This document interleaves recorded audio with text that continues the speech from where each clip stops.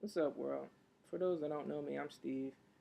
If you're in the Norristown area or a local resident, you might have saw me on a local TV show, Can We Talk?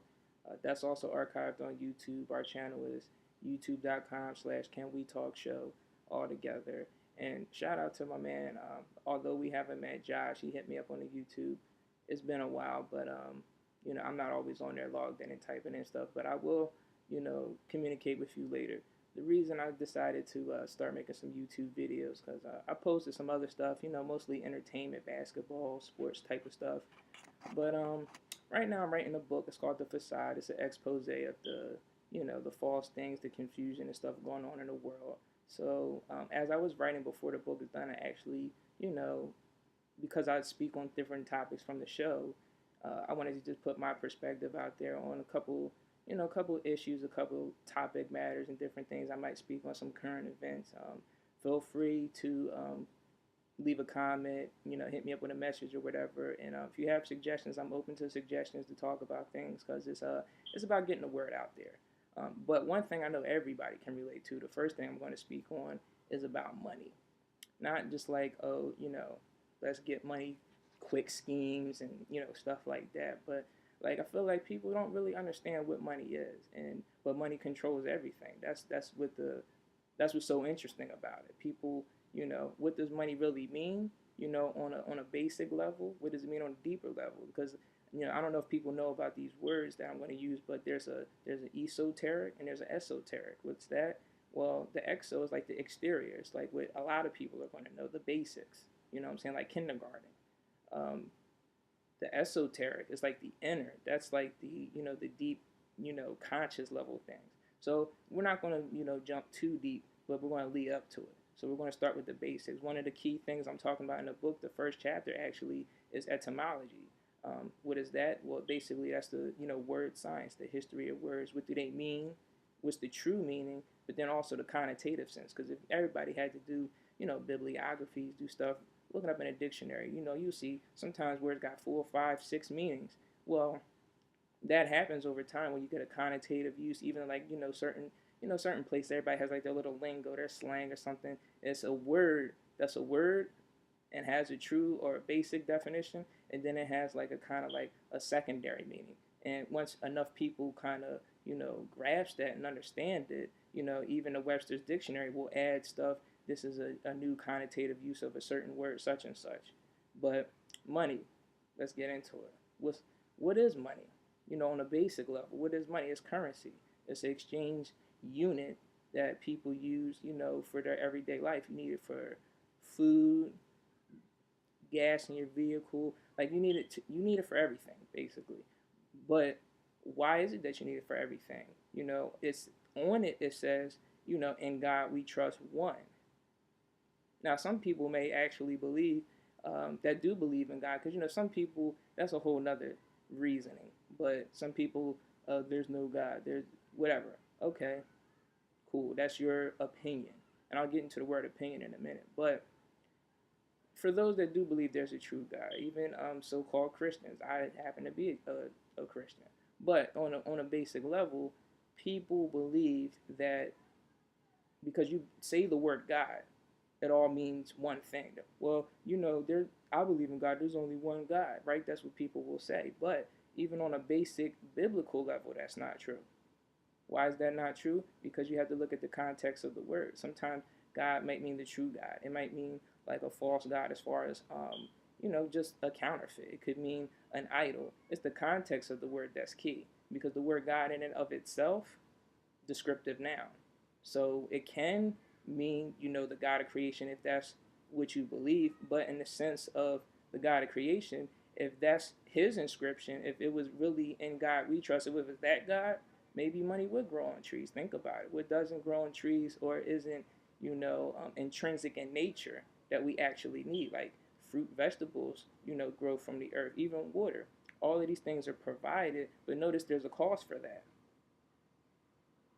Think about it for a moment. You have to pay for these things that are natural and intrinsic. What is intrinsic? Those are things that you need to survive: food, clothing, shelter, right? A lot of the materials and things that are needed for, just basic survival, in a sense, are free in the true sense of being free, meaning you can get it without the means of money. It's just that, like I said, money on a basic level is that currency. That's what people use, and it's a belief system.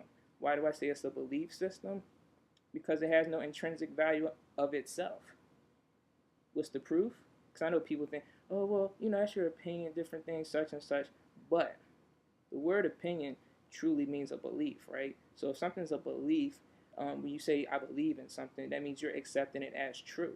So if everybody is under the same kind of like delusion or same belief, just because everybody believes it, does that means that it's true? No.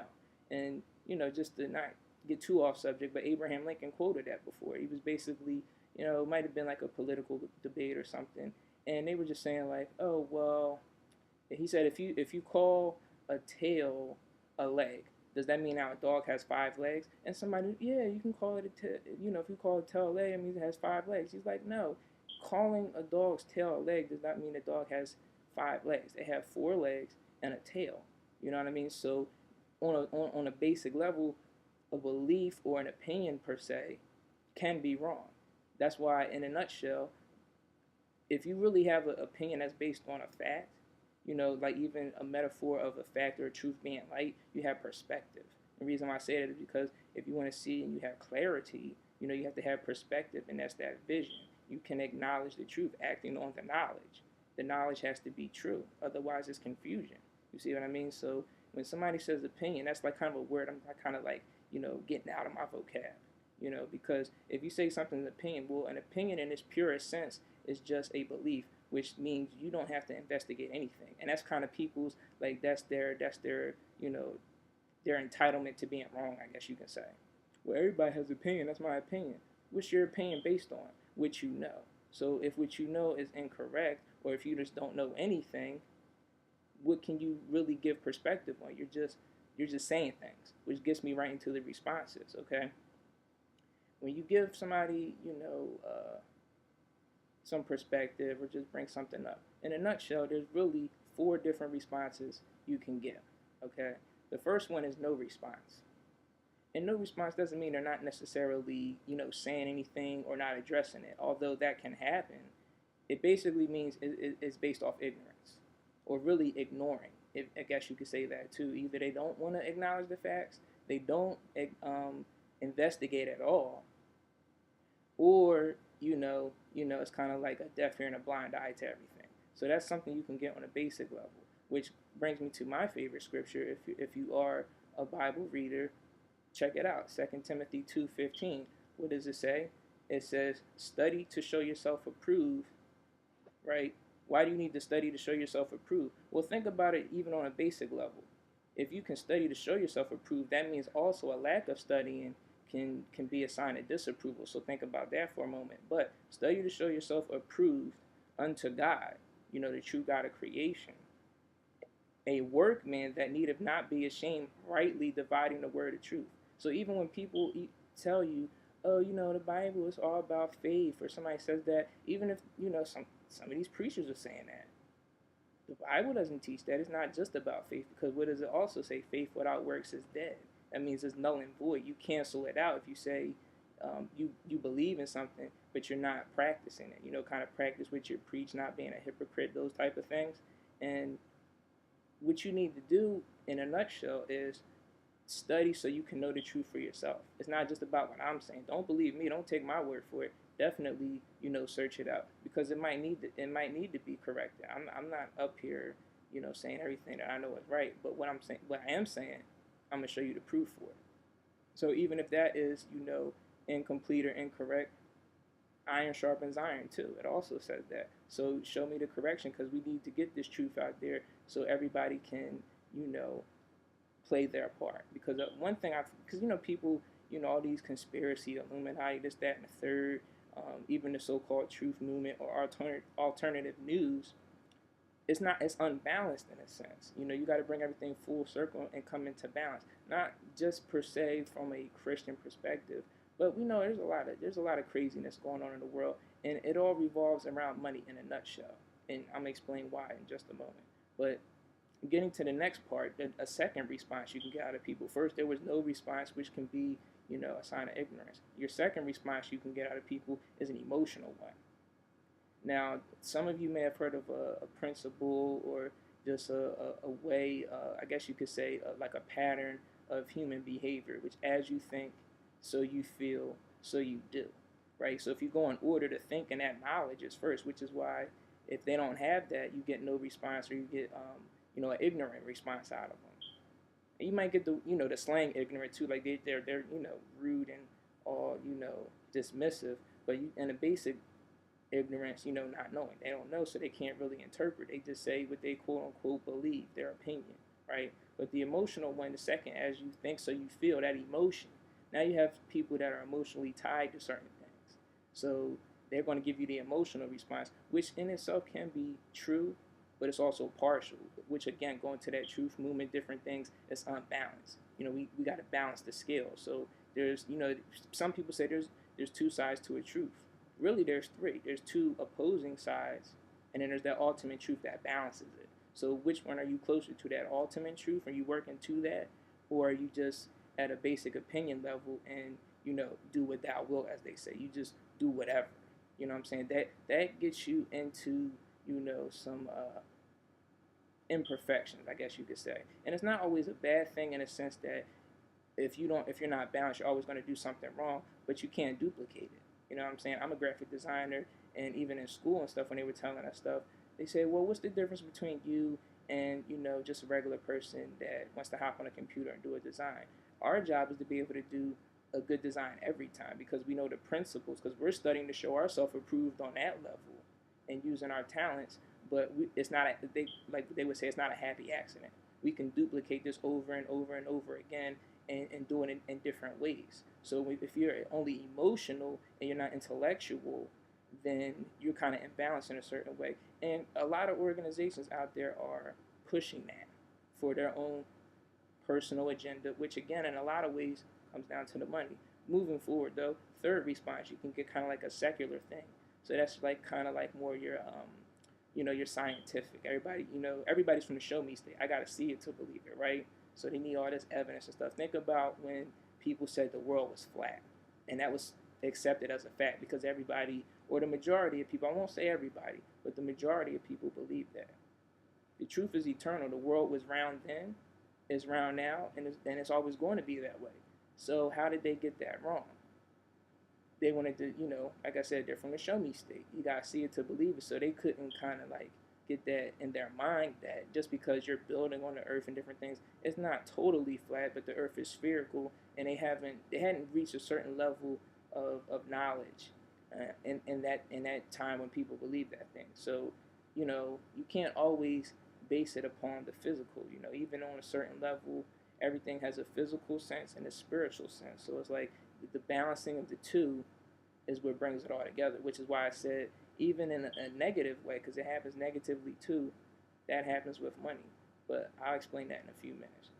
The last response you can have out of people, as far as in any type of debate, whatever, just discussion, is a balanced one. I guess you can say a balanced one, or one that is based on factual things. So it's like, I can believe this, which in itself, if you're getting, faith is the belief in things not seen. So you can't be everywhere at once, and nobody lives forever on this world right now.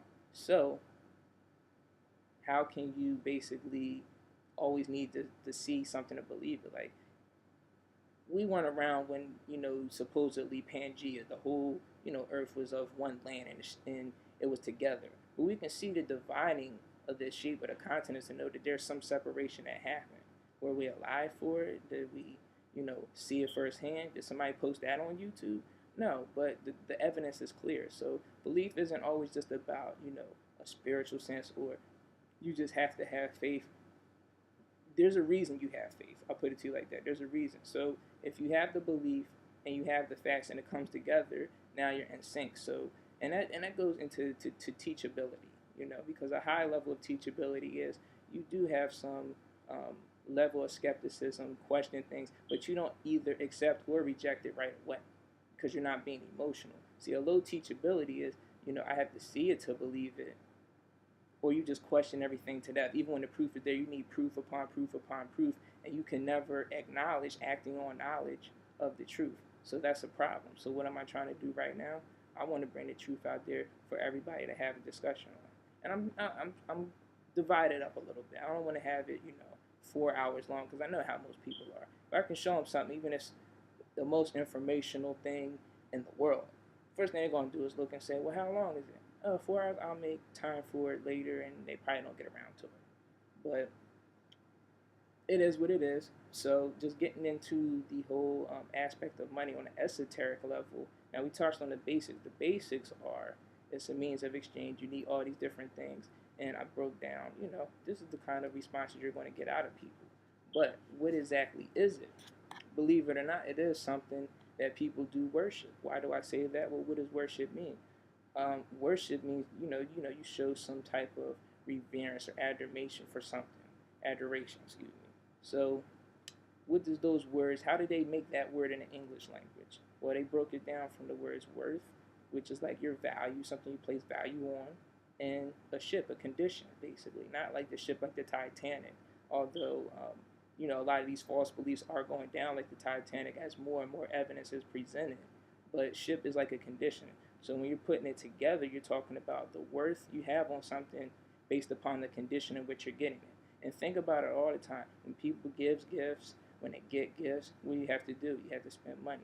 So people are thinking, who is this person to me? How much do I really like them? Do I want to spend such and such money on it? This is my job. This is my bills, my situation, etc., etc.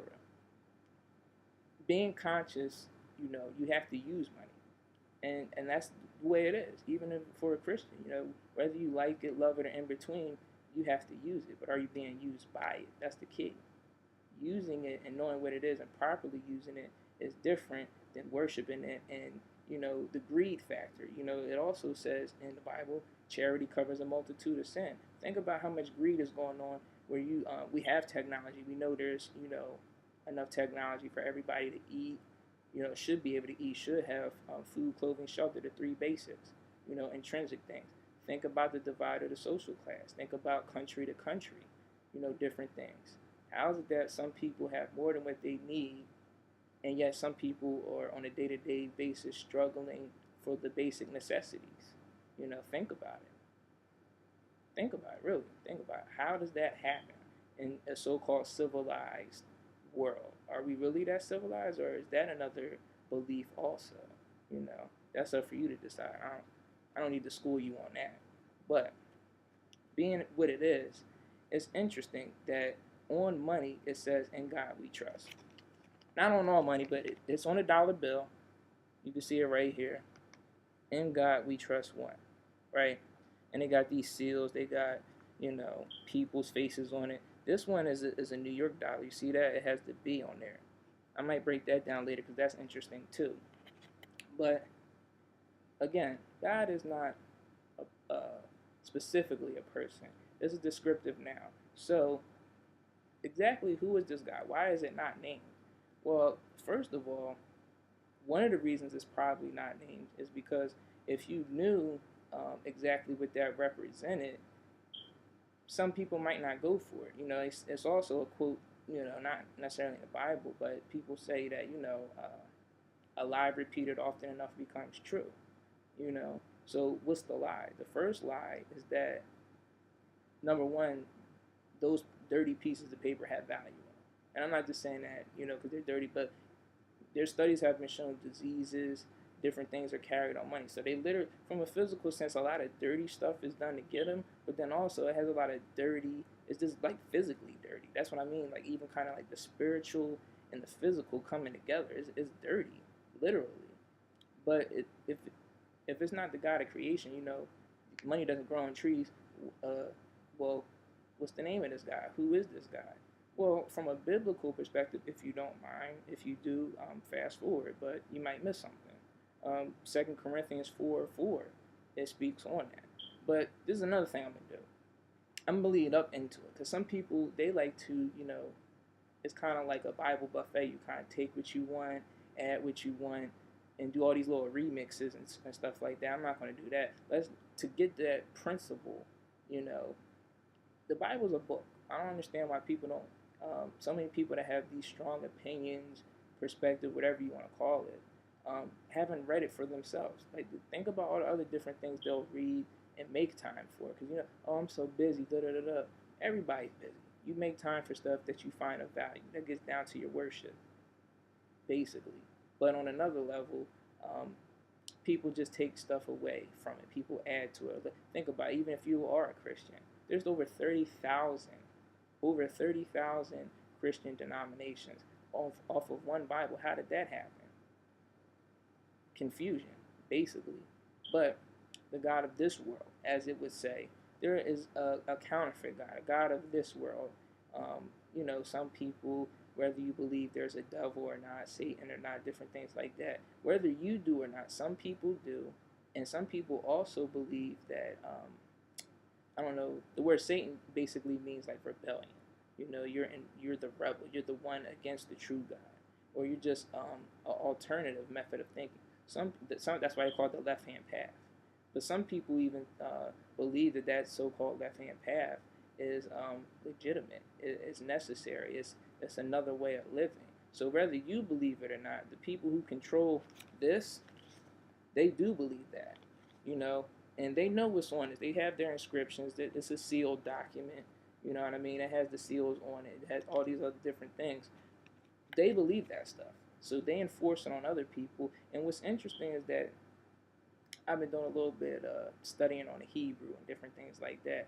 When you do a Bible study in Hebrew, it's very interesting. Even if you do anything study in Hebrew, just a basic word, you'll find certain things out about these words, right? How do you do that? Well, Hebrew basically, okay, once you can properly get the translation of a word in English, whatever language, to Hebrew, for each letter, there is a number value, which is interesting in and of itself. But then there's also a picture, like kind of like a manuscript. You know what I mean? So each word kind of tells a story. And think about all the words that they are, and even think about a phrase. If you do it in Hebrew, it's fascinating what you'll find out. And I'll break that down for you in a moment. But getting back to 2 Corinthians 4 and 4, I'm going to start with 1 and lead up, right? Therefore, seeing we have this ministry, as we have received mercy, we faint not. What exactly does that mean? Basically, it's basically saying this is the Bible. So if you're a Christian, you have mercy, right? Because your sins have been forgiven in a sense once you accept, repent, so forth and so on. That you faint not. You're not all, flustered by everything that goes on in the world. You're in the world, but you're not of it, right? And we know just recently Robin Williams committed suicide, and it was hard for a lot of people to accept. And I'm not, um, sure of all the details as to why he did it, but a lot of people were surprised, like, wow, he's famous, he's a comedian, comedians laugh at their pain or make jokes at themselves. He's rich, he has all this money, he's successful, but even all that wasn't good enough. That he felt like he wanted to continue to live on this earth, so he took his own life, supposedly, as it's reported. And that's interesting. So it's just like, as far as like on that belief level, on that faith level, is that once you have a true faith, and once you have something that kind of like eases um, your emotions and everything you have to do, you're not so flustered by this world. So that's interesting of itself. Second part of it is in verse 2 is talking about, but have renounced the hidden things of dishonesty, not walking in craftiness, nor handling the word of God deceitfully. People do that. But by manifestation of the truth, commending ourselves to every man's conscience in the sight of God. So, in a nutshell, what that's basically speaking on as far as the principle is that if you believe or know that there is a true God, other people's consciousness you can affect by your manifestation of the truth. So if you don't know, you're not speaking on certain things. You're not adding to the confusion. If you do know, you're not handling it dishonesty, like kind of like how the church movement was going on with Martin Luther. Not Martin Luther King, the other one, Martin Luther, with the 95 Theses. When he finally, could understand what was going on, he's saying, wow, y'all handling the word of God deceitfully. Y'all doing these things, y'all keeping the people in bondage. So he had a reformation, so he's not walking in craftiness, and the hidden things of dishonesty. Think about it for a moment. What good deed is done in secret? And most importantly, if it's so good, why would it be a secret? Why would it be a secret? Because something, something deceitful is going on, something's bad. And in a nutshell, people in general strive to be good people, think of themselves as good people, whether they are or they aren't. Like I've been to a lot of funerals. I've never once at a funeral heard somebody say, this person's going to hell, no matter what they did. And not to say that you should or shouldn't say that. It's just a point in the matter of fact that people look at other people and want to be looked at as a good person. So, with that being the case, you can't be essentially a good person if you're willfully harming, lying to people, and negatively affecting their life. You doing things for an advantage, which again, a lot of people will do these things for money. That's why it says, people will say all the time, like, I would never sell my soul, I never do this, that, and the third. And it's always easy to say that not in a situation. But when you're in a situation, what'll happen? I don't know. And that's not up for me to decide. But moving forward, verse 3 is saying, but if our gospel be hid, it is hid to them that are lost. Now, sometimes people get all extreme and take about that, say, if you don't get it, you don't have faith, you're damned, da da da da da da da. That's part of the confusion right there. No wonder people can't accept this truth, because you're not handling the word deceitfully. Well, technically, yes, you are. But I'll get to that in another video as far as with that whole certain theologies. But on a basic level, right? Why would somebody, if they really didn't know the truth and couldn't, just wasn't shown it in a certain sense on anything, not just on the biblical thing, but on anything, why would they want to accept it if somebody's yelling at them because they don't get it at the first time? Like, that's like, you getting mad at a little kid because they don't understand calculus. Well, before they can understand calculus, when they need to understand algebra, before they understand algebra, when they have to get, multiplication, division, which they would have to get addition and subtraction. So they would have to learn how to count first. You can't not teach them how to count and then want them to get calculus. You take it step by step. So that's what you need to do. But essentially, why is it that these people are so-called lost, or they don't get it? That gospel is good news. That's what that means. Why is the good news hid to them? Let's check it out. Getting to the so-called God. Okay. In whom the God of this world, verse 4, 2 Corinthians 4:4, in whom the God of this world have blinded the minds of them which believe not, lest the light, notice that, light of the glorious gospel of Christ, who is the image of God, should shine upon them. So think about it. You can go to all these churches sometimes, and it's all about your tithes. They talk about tithes and offerings, and you're supposed to do this, that, and the third, and they might even tell you, give, $50 because the Lord wants to bless you, and He'll give you 10 times more. You know what I'm saying? And they're doing it. They're handling the word of God deceitfully to get money out of these hardworking people so they can, prosper. And the people are doing this, and then think about what happens. If they don't get that money, and they know that they were sincere, and they know that there's a true God, what does that do? It hurts their faith. But that's on a spiritual level, but even on a secular, basic, non-biblical level, when you see certain things happening, you're doing all these things, and you like, when is it going to end? When is the poverty? When is the suffering? All these different things going to end? And people talk about, oh, it's the feds, and blame them and blame that. That has something to do with it. It does. But before you can get to that, again, you got to start with the basics. What exactly is money? Why would this have a connection of the God of this world, who some would say is, the devil, Satan, Illuminati, evil occultists, whatever you want to call it and spin it as. In a nutshell, it's blinded the minds of them. And they don't get it. They don't get that there's more to this life than money, possessions, different things, harming other people. And you figure, well, who wouldn't get that? Why is that so hard to understand? Well, think about it. Like I said, as you think, so you feel, so you do. If your mind is blinded, your thinking process, your information is misinformation, then your emotions, in a sense, can be fake emotions, or just inhuman in a sense, where you've totally taken emotions out. So then now you're doing anything. That's kind of like on a certain level with people, if you can understand and get a real deep comprehension of it, that's kind of in a sense what selling your soul would be. You don't care what you have to do. Your emotions are blocked out. You'll do anything. But it comes down to ignoring the information on a certain level. If you know something to be good and you don't do it, that requires some more harsh punishment, I guess you could say. But why would people just do anything? Like, I'll give you an example. Think about this, right? Because there's shopping centers everywhere. There's one not too far from where I live, has a dollar store, right? So just for the sake of argument, there's no taxes, or maybe there is taxes on whatever you're getting. So just to be fair, between 90 and 100 things. If there's no tax, you can get 100 things. If there's a little bit of tax, you might get 90 things. But you got $100, right? You walk in there, you can get a ton of stuff. You can just pretty much dollar store. You know how it is. Things are cheap. You can get a snack. You can get a niece or nephew, or you got a son. Okay, I can get a couple toys, whatever. You can get all these things if you had a $100 bill. Intact, it's not broken apart or ripped up and stuff like that. But say even if you measured it out, you got perfect, it's 50-50, measured it down the line, you cut it in half. And you walked into a dollar store. And you didn't tell anybody, you just, I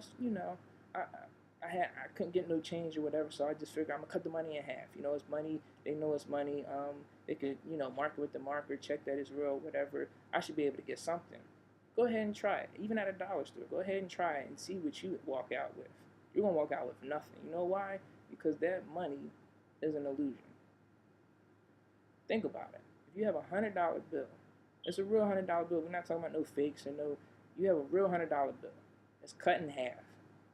And you go to a dollar store. You can't get something that's worth $1 with half of a $100 bill.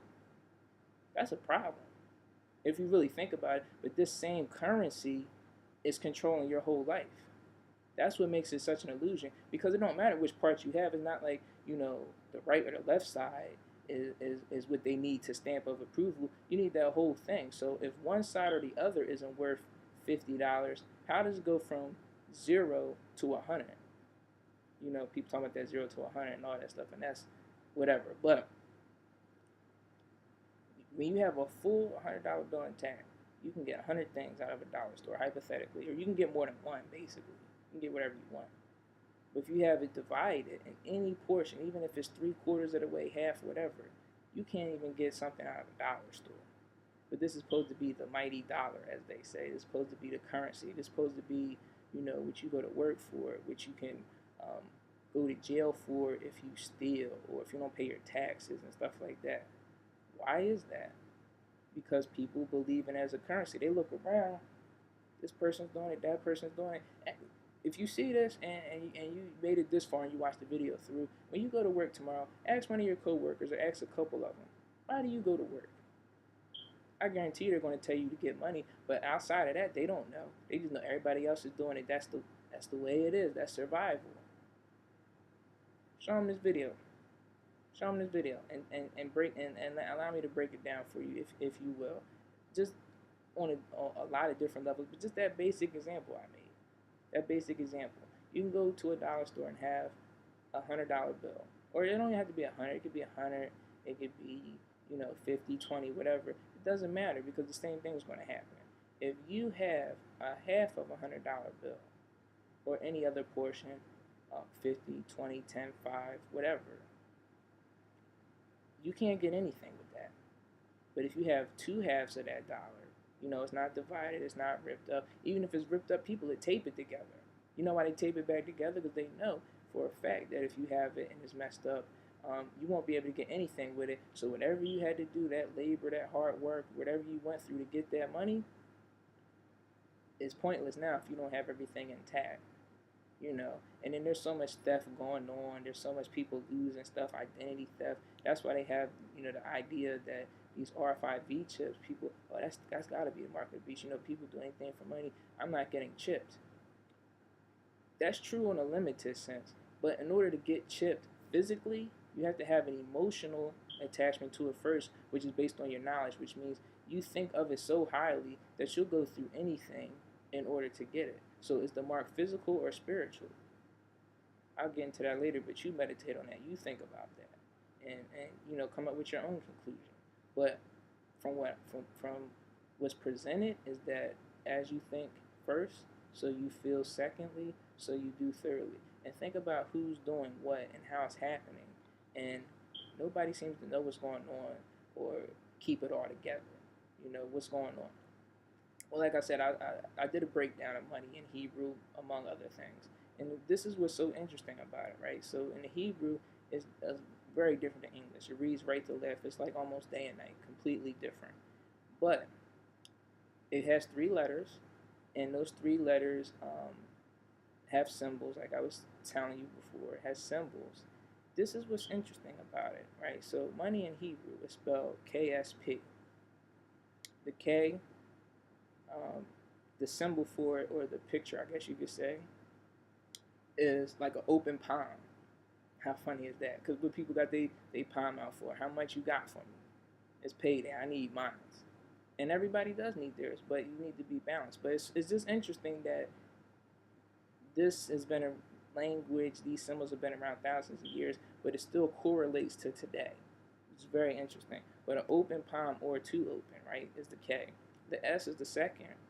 And it's the symbol for the S is like a hand on a staff, or kind of like a staff itself, like a support or a prop.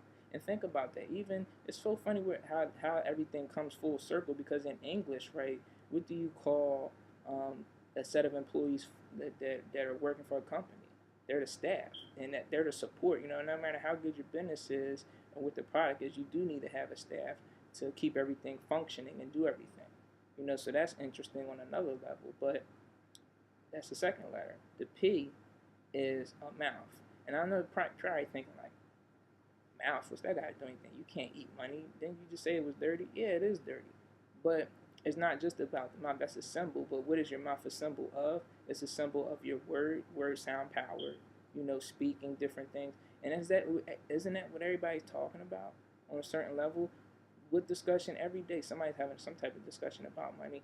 But what's interesting, though, I decided to do a study within a study. I say, okay, now this is what that stuff means.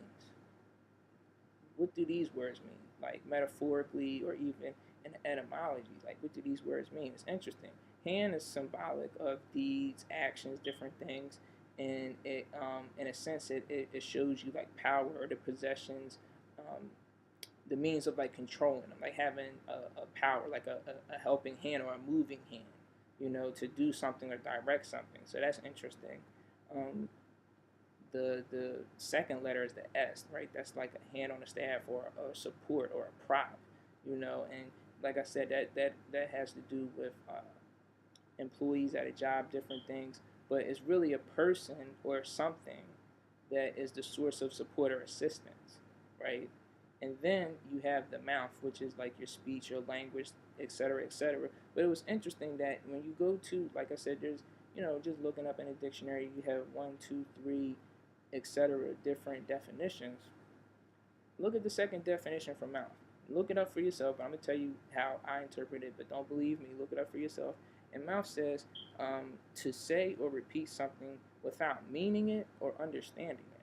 And I thought, how profound is that? And that would be kind of like the final or the last letter for money, and what it comes down to in like conclusion, which is that, you have the support piece, you have the hands that are willing to work for and do stuff, but do they really know what they're doing? What does this really mean? So in a nutshell, what I did was I kind of used all of that and broke it down. Here's what I have as kind of like a secondary, definition for money in and of itself, which is that actions supporting confusion, because that's what it comes down to. At the end of the day, you can put God on it, and people, whatever they think of God, they're going to interpret that as being what it is. They're going to do whatever, they have an emotional attachment to it, because right now we know in this world you ain't get nothing for free. And matter of fact, dying might be one of the most expensive things you can do, because nowadays, just a basic funeral, just the conclusion of your life can cost your family $10,000, and that's a lot. So it's at the end of the day, it's not a lot. Like I said, money really has no intrinsic value, but for the system, how everything is set up, the Seclorum, if you will. That's on the back of a dollar bill too. Look that up.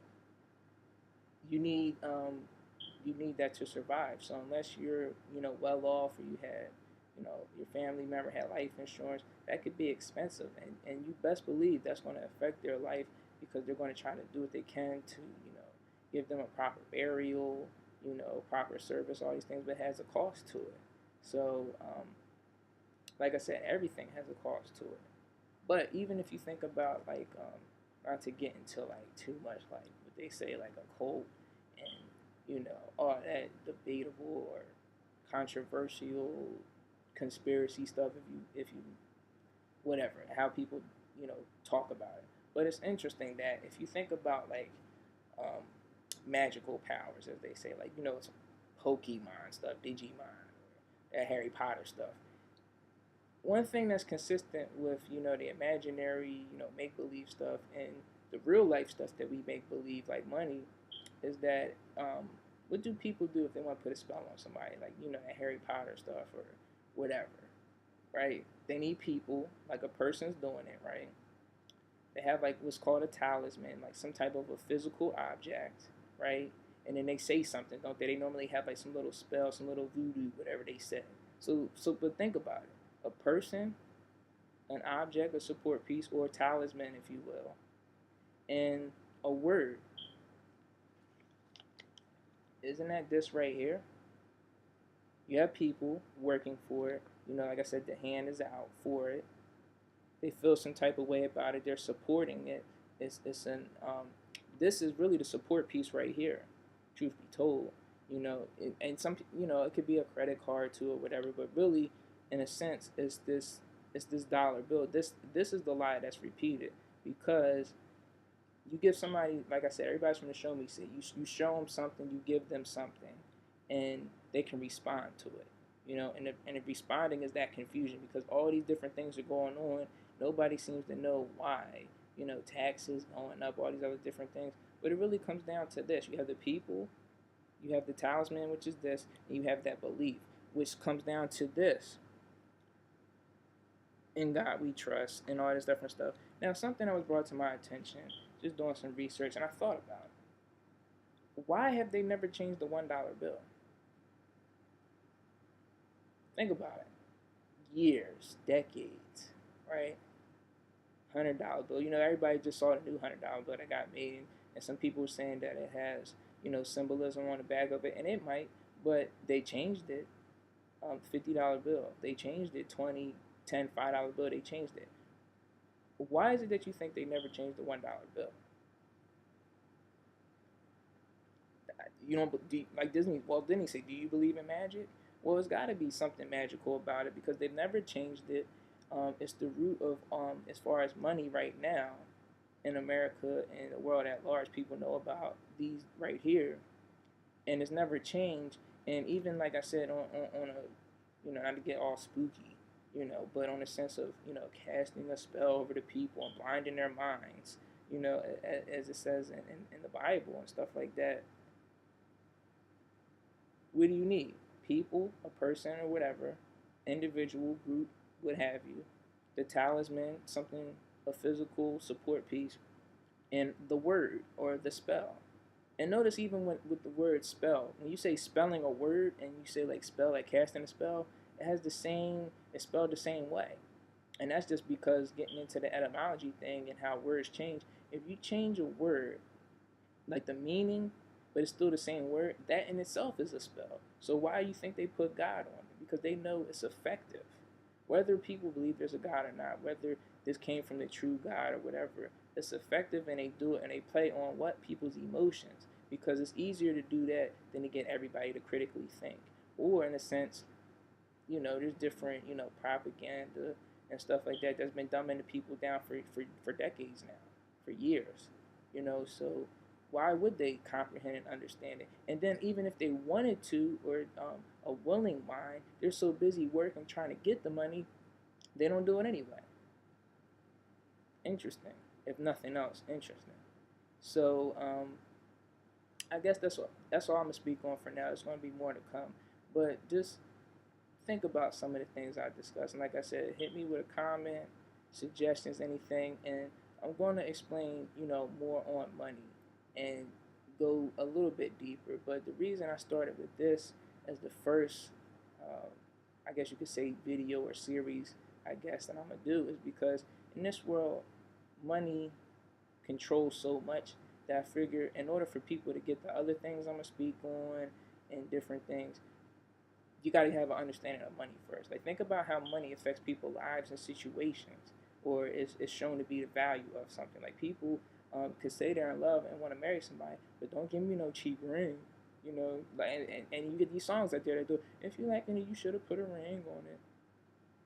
Okay, maybe they should have, and is on a certain level that's right, but you know that costs money.